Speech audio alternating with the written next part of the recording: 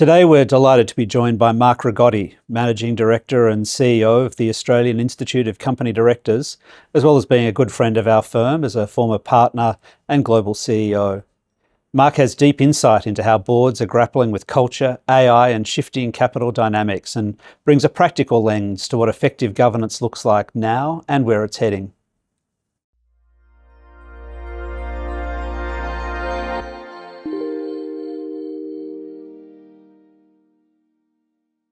Welcome back, Mark, to the Unjust Terms podcast. We are delighted to have our first repeat visitor on the podcast, and thank you so much for coming and joining us today. Oh, well, thank you for having me. It's a timely conversation. It is indeed.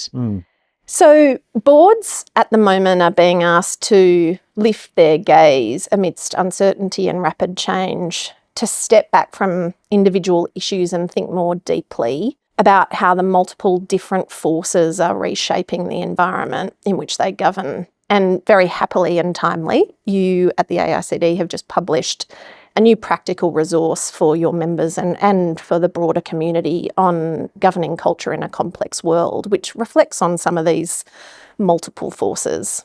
I just wanted to start by asking, from what you're hearing, what are the most material forces that are reshaping the governance environment right now? And also, I'm interested in what are boards most at risk of missing if they don't lift their gaze? That's a great point. In fact, a lot of boards are learning their way through this, and there's a bit of a voice for what do we do in the future. What we did in the past mightn't set us up for what we need to do in the future. So the guide tries to pull a few threads together. And the way I'm thinking about it and seeing it manifest itself, if we went back 3 years in time and we did what we call a director sentiment index, and we looked at the top 10 issues that were there, and then we came forward to today, they are different today to what they were 3 years ago. And where are the differences? The differences around geopolitical events. Boards are thinking much more about those, and I'll come back to that. They're thinking much more about productivity. Kind of 3 years ago, a post-COVID kind of mojo bounce, I guess. It was easy to be profitable. You just rid the rising tide. Much harder now. So productivity's there. And I think the third thing they're trying to get their head around is just changing stakeholder expectations and how to respond to those, because companies and boards don't exist in isolation of their customers, their communities and so forth. It's really timely. The geopolitical one's very interesting. I was talking to some senior boards and they were saying one of the struggles at the board level, they want to lift their gaze, but they're spending a lot of time trying to understand all the geopolitical events, when in fact that's not the main game. If you think about it, what a board does is say, what happened? So what? What's next? And the danger for boards is they spend all the time in trying to understand what happened and not enough time, what does it mean for this company, for our sector, the nation, and not enough time on, well, what are we going to do about it? What's next? So I think one of the challenges for boards is getting the apportionment between those stepping stones to action in the right proportions. The other thing, I guess, that comes up a lot is what unifies all of those things. And one of the things that cuts across all of those is culture. When we talk about culture, it's really hard to put your finger on, but I think the thinking at board level has evolved over the last years from culture being an event. You know, you got your annual engagement survey and management would bring it to the board and you'd say, what is it telling us? Where are our problems? What are we doing well? And it's gone from less of an event to something which is infused right across the piece. And that's relevant when they're lifting their gaze, because you can decide on a supply chain disruption, you're going to stockpile fuel, et cetera, but kind of what's the culture you need to put around that? Is that at any cost, or is that a risk-weighted culture where you'll buy extra fuel, but at a price which doesn't sort of kneecap you for the future, or maybe you'll hedge, those sorts of things. And Mark, thinking about culture, I mean, it's often described as a core board responsibility, but beyond annual reporting and statements of values, what can boards practically do to address organisational culture? It's a really good question, Cameron. I guess, you know, what does it look like if you're getting it right? Probably no one ever gets it right, but I tell you what, when it's wrong, think star, it's a problem, big problem. Definitely metrics and reports have their place. Some of the boards that I'm on, it just helps zone in on some areas. And I know in my CEO role, actually having to produce those reports creates an accountability that might not otherwise be there. You might let it slip, or it's kind of okay. But practical things that boards can do, actually try and observe behaviours.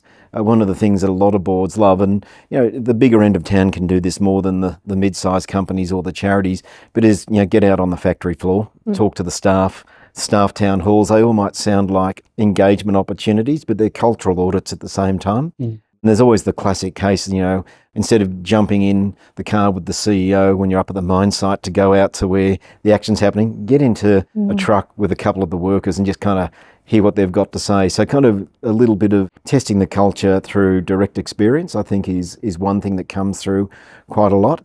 Actually having cultural audit on things that matter.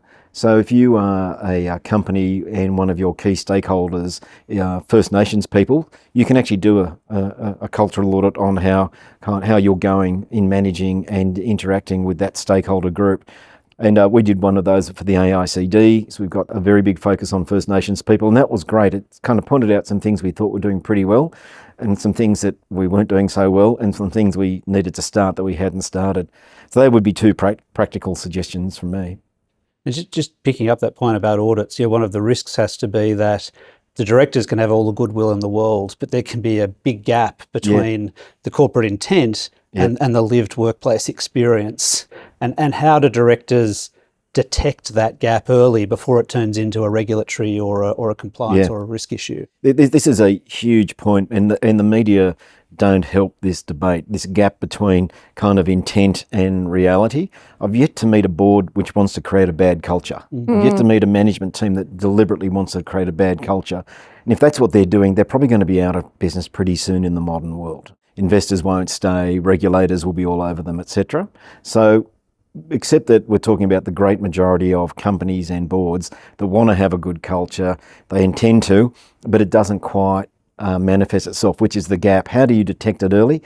Really good question. I don't have a silver bullet. This whole idea of actually treating culture as something which is infused through your strategy, through your risk, through your reporting, through your governance structures, and not an annual event, I think is a good start. The experts would say there's some, and I should say on that means kind of not outsourcing culture to people in culture or HR, actually kinds of a responsibility from the chair through the board, through the CEO, to the management teams and beyond. But there are probably some indicators that you can look to where there might be a gap. It's interesting, customers quite often can pick up if your internal culture is no good, it quite often manifests itself in poor customer experience. Why is that? Is because people are not engaged with the culture, they're not trying, they're doing the bare minimum. So I'd probably look to some of your customer data to see if there's some clues there. Your NPS score might be down, or even just your sales volumes might be down. All of those kind of hard metrics. There might be non-cultural reasons for it, but maybe there's a cultural thread on there you need to pull a bit more.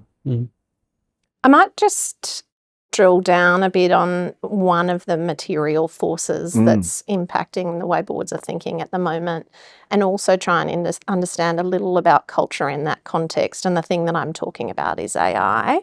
It's moved from pilots to the boardroom pretty quickly, and while management is implementing, and that is happening, boards are obviously accountable for outcomes.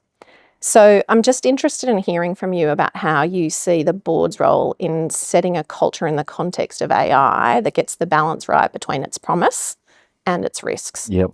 This is such a topical question, and I feel like we're in the start of chapter 2, not the conclusion of this story. But I think there's a few really helpful shifts happening. And if we were having this discussion 12 months ago, I think boards were really a bit frightened of AI. So they were focused on fluency, on actually trying to understand the difference between Claude and Gemini or whatever the different products are. And I think boards are now starting to realise their role is less around around technical fluency or a technology challenge. It's actually around this cultural point that unlocking the opportunity, managing the risk, and increasingly thinking beyond that to society effects. I was at a chairs discussion the other day, and literally the room was split halfway down the middle on the question of should companies be funding employee skills development because AI is going to displace them. And part of it goes back to stakeholder management. You can't be a company with a valid brand that's supported by all your stakeholders if you're not thinking about your people, even when they cease to be your people, if AI takes their job. And I think there's some real challenges. I sort of go back and think about the Industrial Revolution. What did the Industrial Revolution do?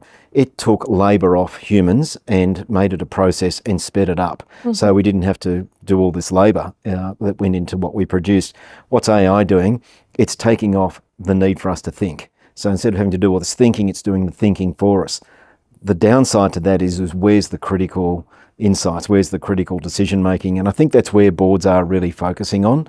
By all means, speed things up with AI, but how do we create a culture which preserves that really important piece, which is usually where the value is created. I mean, value is created by speeding things up, you're more productive, but the real value is on that real insight piece, that real critical thinking which goes over the top.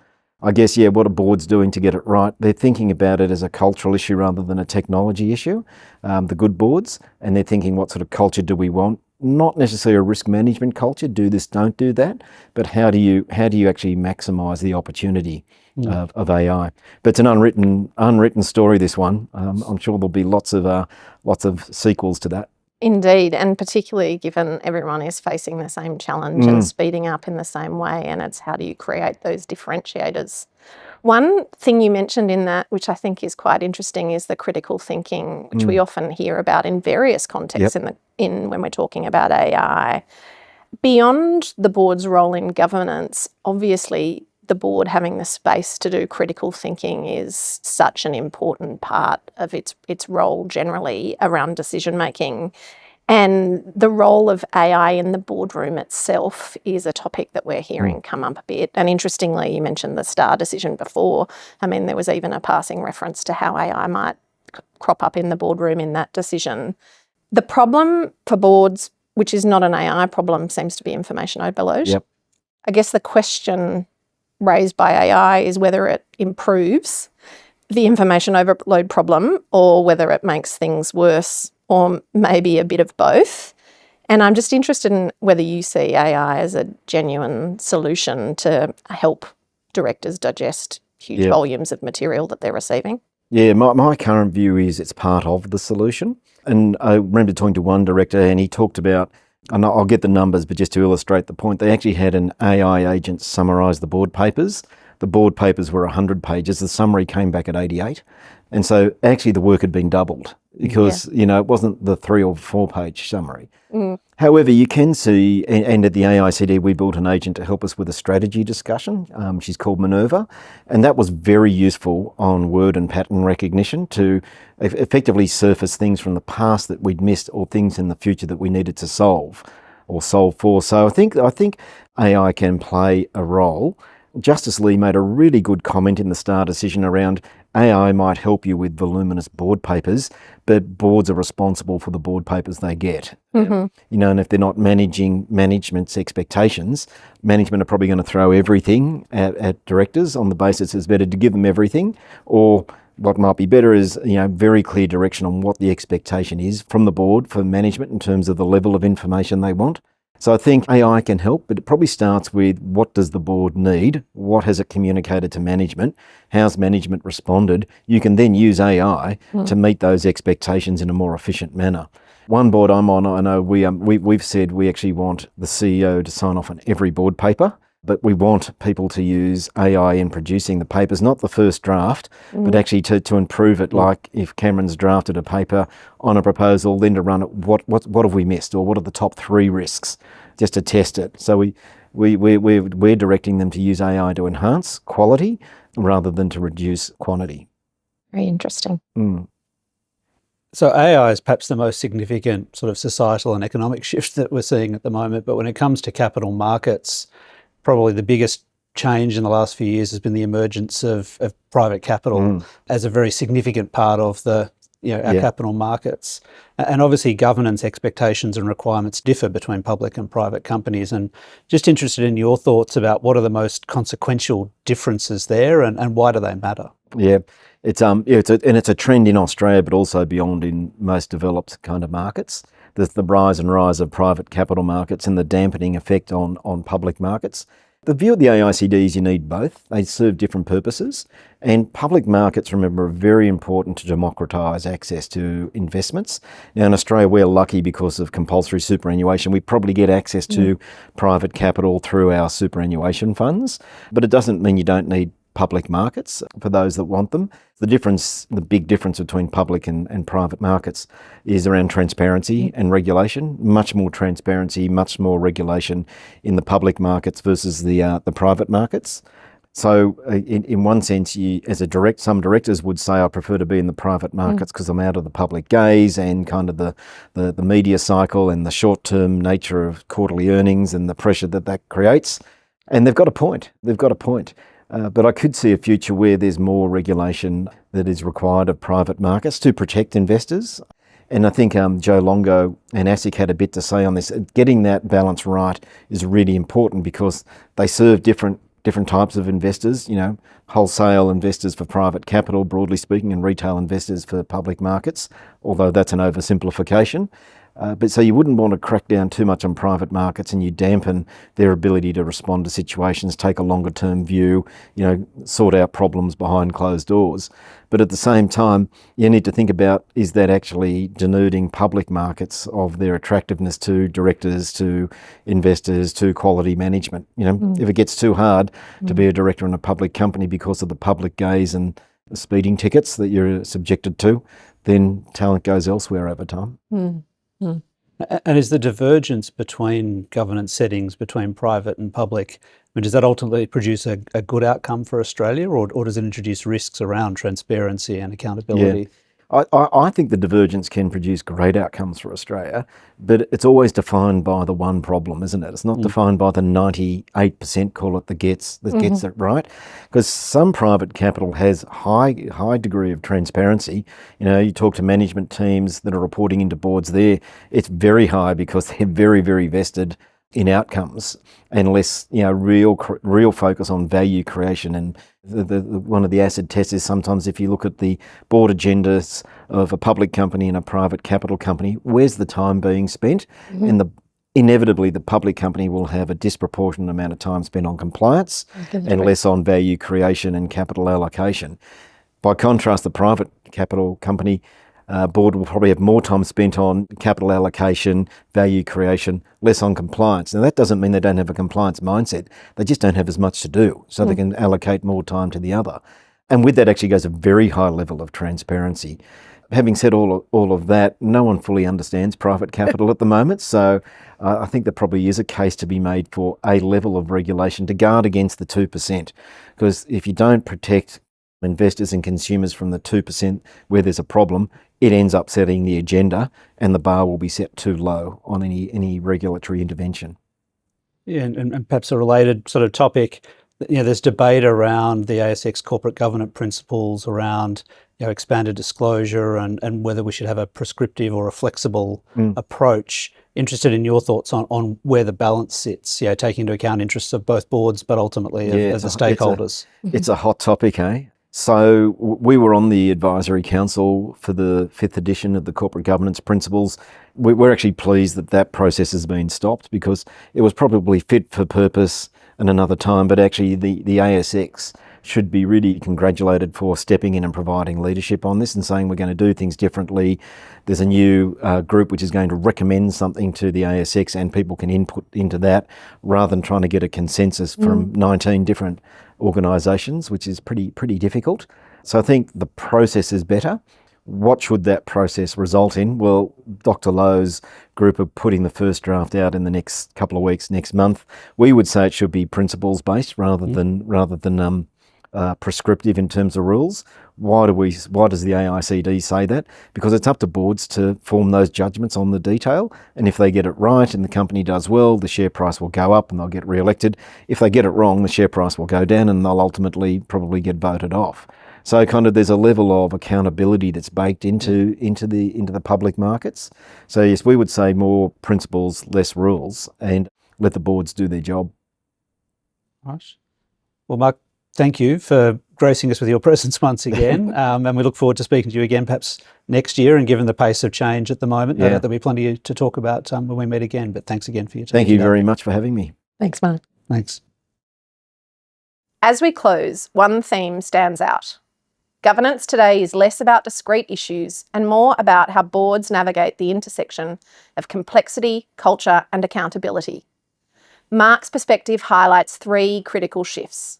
First, the need for boards to lift their gaze, moving beyond issue-by-issue oversight to understanding how systemic forces like AI, private capital, and regulatory expectations are reshaping the operating environment, and making sure they are focused on what present and past events mean for their organisation and what that dictates about the future. Second, culture is not abstract. It's a tangible government's responsibility, requiring boards to interrogate real signals, not just stated values, and to get out amongst the stakeholders in their organisations. And third, the governance perimeter is expanding. Right now, that's with AI, but in 12 months, the conversation will shift. This highlights that boards must balance innovation with risk. For organisations, the implication is clear. Governance capability must evolve in step with complexity. That means sharper judgment, better information flows, and a willingness to challenge assumptions at both board and management level. These are not static challenges. They will continue to define how organisations earn trust, manage risk, and create long-term value.